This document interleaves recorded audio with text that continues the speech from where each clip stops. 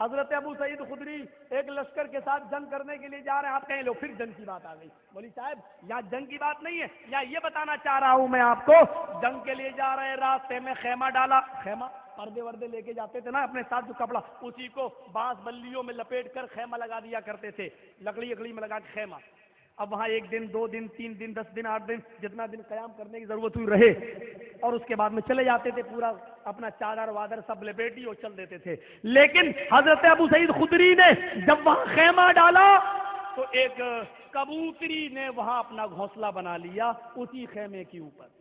دیکھیے ایمان کے اثرات جب مرتب ہوتے ہیں تو یہ چیز ظاہر ہوتی ہے. ایک کبوتری نے اپنا آشیانہ بنا لیا, اپنا گھونسلہ بنا لیا. 15-20 دن رہنے کے بعد جب صحابہ کرام وہاں سے کوچ کرنے لگے, ابو سعید خدری نے جب دیکھا کہ ایک کبوتری نے آشیانہ بنا لیا, گھونسلہ بنا لیا, اور اس کے چھوٹے چھوٹے بچے اس گھونسلے میں رہنے لگے, تو ابو سعید خدری کہتے ہیں لوگوں ان لکڑیوں کو اپنی جگہ پہ رہنے دو, چادروں کو اپنی جگہ پہ رہنے دو, اس جگہ خیمہ رہنے دو. ہم نے اپنے نبی جناب محمد رسول اللہ کو جانوروں کے اوپر بھی رحم کرتے ہوئے دیکھا ہے, جانوروں کے ساتھ بھی احسان حسن سلوک سے پیش آنے کا حکم دیا ہے. حضرت ابو سعید خدری نے ایک کبوتری کے لیے اپنا پورا خیمہ چھوڑ دیا اور چل لیے. اس خیمے کے ارد گرد ایک بستی پھر آباد ہو گئی.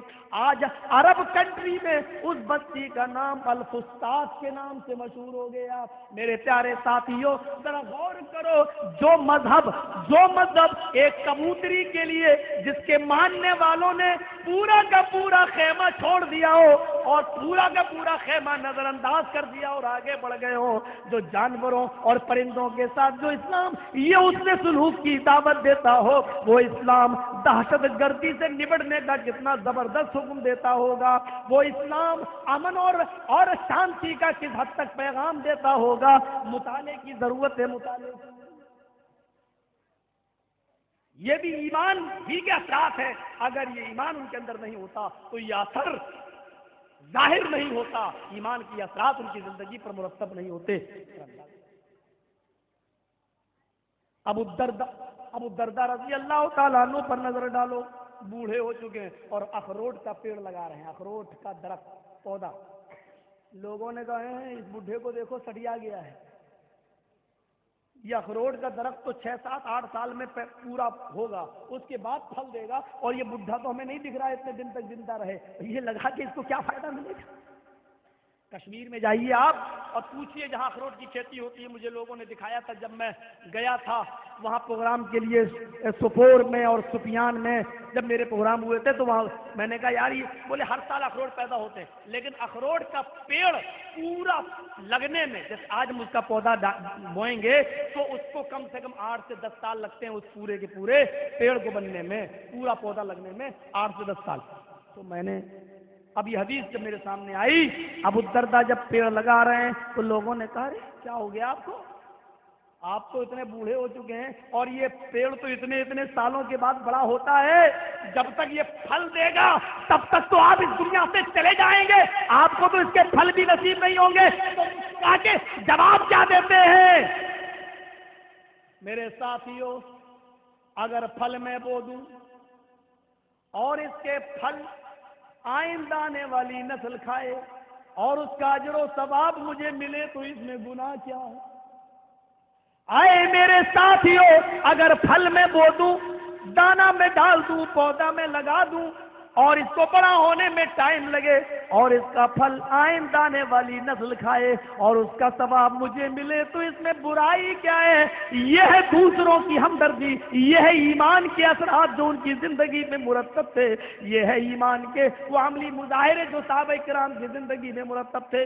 وہ تو دوسروں کے لیے پھل لگا رہے ہیں کہ میں رہوں یا نہ رہوں دوسرے فائدہ اٹھائیں, اور ہمارے یہاں یہ ہے کہ میرا پڑوسی دولت میں, پیسے میں, کاروبار میں ہم سے آگے کیوں بڑھ رہا ہے, میں برباد ہو جاؤں وہ گوارا ہے لیکن میرا پڑوسی آباد نہ ہونے پائے. یعنی آدمی اپنے آپ کو مٹانے کے لیے تیار ہے لیکن اپنے پڑوسی کو اپنے سے اچھا دیکھنے کے لیے تیار نہیں ہے اپنے مد مقابل کو اپنے سے اچھا دیکھنے کے لیے.